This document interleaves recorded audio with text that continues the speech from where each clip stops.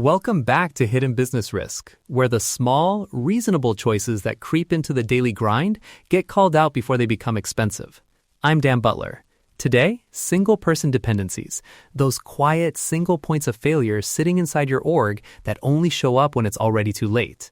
Quick preview. By the end of this episode, you'll have a prioritized audit to find your top 3 risky dependencies and a 90-day playbook you can actually use. To do that, I've got 2 people who live in this territory. Jessica Mays, business attorney. Jessica, good to have you. Thanks, Dan. Glad to be here. I spend a lot of time helping teams untangle these messy transitions so people and businesses both come out okay. And Eddie Klein, who runs an IT managed services shop, focus on making sure systems keep humming even when someone has to step away. Eddie, hey. Hey, Dan. Happy to be here. If there's a ghost password or an undocumented process, I probably have a war story about it. Okay, hook time. Real quick, true-ish story. A small consulting firm had one account manager who managed the firm's 2 biggest clients. He left, no notice, right before contract renewal season. The clients felt ignored. One moved to a competitor mid-quarter, and the firm lost 30% of expected revenue within 6 weeks. No systems, no documented relationships, no named backups. It wasn't dramatic, a single resignation, but it crushed cash flow. That, folks, is a classic single-person dependency. I see that all the time. It's heartbreaking because the people involved usually did great work. It's just nobody thought to make the relationship portable. And then there's the contractual fallout. Who owns client introductions, who can step in to sign renewals, and whether confidentiality survives handoffs. Small design choices become messy transitions. And from an ops angle, it's rarely just the relationship. That person often holds passwords, specialized knowledge about a tool, and informal promises from vendors. When they go, the systems can lock up, or worse, critical data becomes inaccessible. Let's start by defining terms so listeners know exactly what we're hunting. Jessica, how do you describe a single-person dependency in plain language? In plain language, it's any role, relationship, or knowledge pocket that lives in one head or one set of hands with no easy transfer path. Client relationships, a unique technical skill, and admin account that only one person has, those are dependencies. The risk is both continuity and leverage. The business becomes fragile and the individual can unintentionally control outcomes. Eddie, expand that into the technical forms. What should owners actually look for in systems and ops? Look for sole keys, single credentials, one-person runbooks, undocumented scripts, vendor logins nobody else knows. Also check for asynchronous knowledge. If a ticket needs to be escalated and only one person knows who to call, that's a problem. Simple tests. Can someone outside that person find the contact, access the system, and complete the task in under an hour? If not, you've got a single-person dependency. Nice. Okay, revenue lens. How do these dependencies map to actual money on the table? I'm picturing renewals, upsells, and pricing leverage evaporating when the relationship leaves. Jessica, do you want revenue first or legal first? I'll let you frame the revenue side, Dan. I've got the legal follow-up. But quick reminder, revenue and legal are linked because contract language determines whether you can step in quickly or are blocked by signature and assignment terms. Right. From a revenue standpoint, single-person dependencies create 3 predictable cliffs. Renewal cliffs when a champion leaves, onboarding friction that increases churn if a new rep arrives, and scaling friction when you can't win bigger deals because no one else can credibly carry the relationship. The practical way to measure it? Calculate revenue tied to roles. Client A brings X per year, and only Jane manages it. If Jane leaving puts X at risk, prioritize mitigation. Simple prioritization beats theoretical completeness every time. And don't forget substitution cost. Bringing someone up to speed costs time and often vendor dollars. If only one person knows how to configure a key system, the replacement costs and downtime stack quickly against you. Jessica, legal lens. Walk us through practical contractual levers a small business can use without sounding like they're suing their people. Keep it low friction. Absolutely. Start with named backups in client contracts, language that allows the company to designate a backup contact for routine matters. Add delegation clauses that permit temporary access or action in a covered absence. Use knowledge covenants, short, specific provisions requiring the outgoing person to document key processes and hand off access on transition. Keep NDAs and confidentiality intact, but avoid punitive language that makes people hide knowledge. The point is to make transitions predictable and humane. People first and process smart. I like that. Jessica, give a one-sentence script for how a leader asks a high-performing account manager to create a handoff without making them feel replaced. You're doing great with Client X, and we want to make sure they always feel supported. Would you help us document your key contacts in a short handoff so the client never misses a beat if you need time off?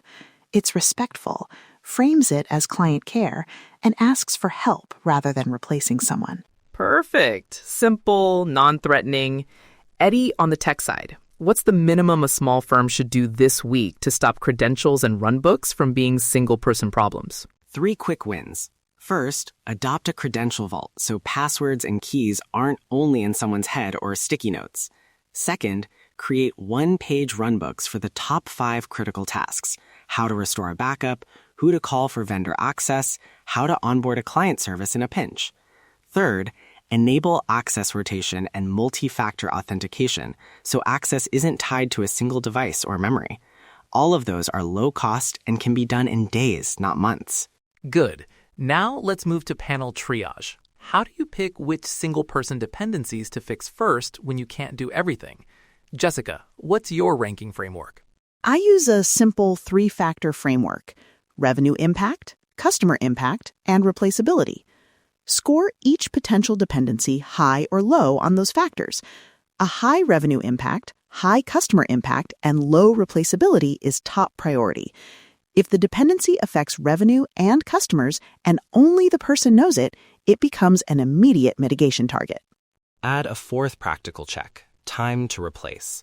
If it takes 2 weeks versus 2 months to get someone up to speed, that changes priorities.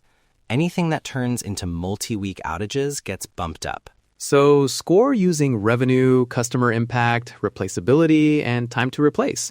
Make a short list of your top 3 risks. That's our audit. Now let's get tactical. The 30-90-day playbook.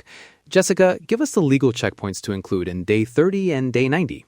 Day 30, identify the top 3 dependencies, add named backups to contract templates where possible, and get verbal buy-in from the individuals to start documentation. Day 90, finalize knowledge covenant language for new hires, implement delegation clauses for active contracts, and complete formal handoffs for the highest risk relationships.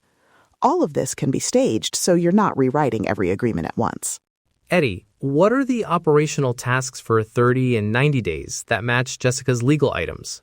Day 30, vault credentials for the top 5 systems, create one-page runbooks for critical tasks, and set up a shared contact list for client escalations. Day 90, implement access rotation policies, ensure backups are tested and documented, and run a dry run where someone outside the usual owner completes a core task from the runbook. That drill uncovers assumptions fast. And operationally, the dry run is your reality check. No surprises if someone steps into the role. Okay, scripts. We promise listeners real lines for uncomfortable conversations. Jessica, you've already given one about documentation. Give us a script for talking to a vendor when they only deal with one person on your team. We've updated our support model so a small number of people can step in for each other to keep services seamless. We'd like to add Sam and Priya as secondary contacts for service issues. Can we update our account records so they can raise tickets if needed? Eddie, a technical script for asking an engineer to write a one-page runbook without making them feel like their specialty is being devalued? You do the tricky parts better than anyone. Would you help us capture the must-do steps in a short runbook so someone else can handle the routine when you're focused on the deep stuff?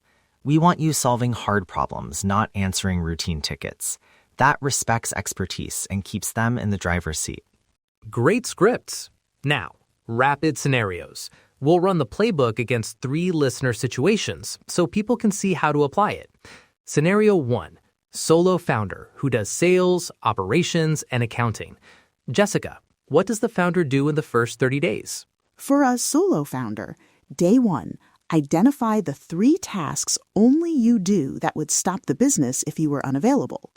Day 30, delegate or document those tasks, even if delegation is to a fractional hire or a trusted contractor. Put simple, temporary authorization in place for payments and client communications so someone can step in legally if needed. Scenario 2. A specialist technician who keeps systems running. Eddie? Start with the credential vault and one-page runbooks for key systems. Then schedule a paired session where a second tech follows the runbook while the specialist observes. If the specialist can teach someone else to do it once in a paired session, replaceability improves fast. Scenario 3. A star sales rep who manages most renewals. Jessica, quick playbook. Create an account map that lists decision makers, renewal dates, and current proposals. Insert a named backup for client communications and update contract templates to allow a designated colleague to negotiate routine renewals. Importantly, make the process collaborative. Don't ambush the rep. Invite them to co-mentor the backup. Before we wrap, let's make this painfully practical. 3 highest impact items most listeners can start immediately. Eddie? 1. Put your top 5 passwords into a credential vault and give at least 2 people access. 2. Create one-page runbooks for the top 5 operational tasks. 3. Schedule a 90-minute paired session for the riskiest process to test handoff. I'll add, update your client contract template to include a named backup and a simple delegation clause, and then have the conversation with the people involved. Use the scripts we discussed so it feels like team strengthening, not suspicion. And my money line for listeners, fix the 3 things that, if they stopped tomorrow, would make you nervous to cover payroll next month. Start there. Before we close, quick recap. You have a triage framework: revenue, customer impact, replaceability, time to replace. Then a 30-90 playbook that pairs low-cost legal edits, one-page ops docs, and credential hygiene. Test it with dry runs. It doesn't have to be fancy. It has to be done. If listeners want templates, scripts, and the key person succession checklist we mentioned, we put them together in a short video briefing that walks through the audit and the 30-90 playbook step by step. And that briefing also gives a quick tech checklist, so you can run the credential and runbook tasks without needing a big IT project. All right, closing. If you suspect you rely on single-person knowledge or relationships, don't let it be the thing that surprises you. Head to hiddenbusinessrisk.com for the short video briefing, templates, and the key person succession checklist. It's all there to make the first steps easy. We'll be back next episode with another practical blind spot you can fix before it becomes expensive. Thanks, Jessica. Thanks, Eddie. Thanks, Dan. Thanks, everyone. Be kind in your conversations and practical in your planning. Thanks all. Document one thing today and you'll thank yourself next month.